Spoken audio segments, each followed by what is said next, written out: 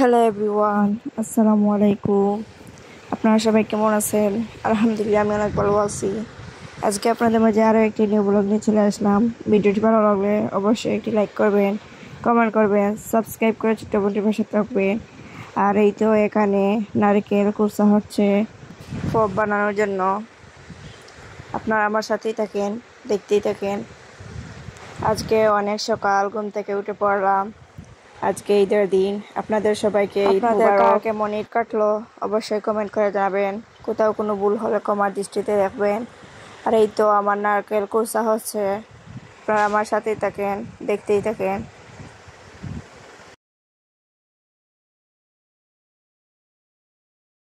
এই তো এইদিকে খাট বেলাইন ধুয়ে আনা হয়েছে রুটি বলার জন্য। আর এই যে এখানে গুলা হয়ে গেছে, এই তো রুটি বানানো হচ্ছে।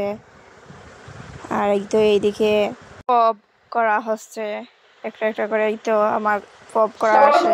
আর এই তো বাহিরের দৃশ্যগুলো আপনাদের সাথে একটু শেয়ার করে নিলাম। আর এই তো আমার পপ ভাজা হয়ে গেছে। আর এই তো সকালে ঘুম থেকে উঠে সুন্দর করে ঘর দুয়ার পরিষ্কার করে নিলাম। আপনারা সবাই দেখতেই থাকেন, আমার পাশেই থাকেন।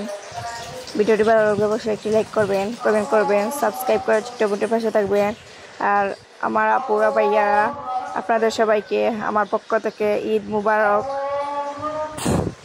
এই তো এই রুমও গুছানো হয়ে গেছে আমার। এখন চলে আসলাম পাকঘরেতে। আর এই তো এখানে সব কিছু দিয়ে গরুর গোস্ত কষানো হচ্ছে, হাতের মাখানো। এই তো মাখানো হয়ে গেছে।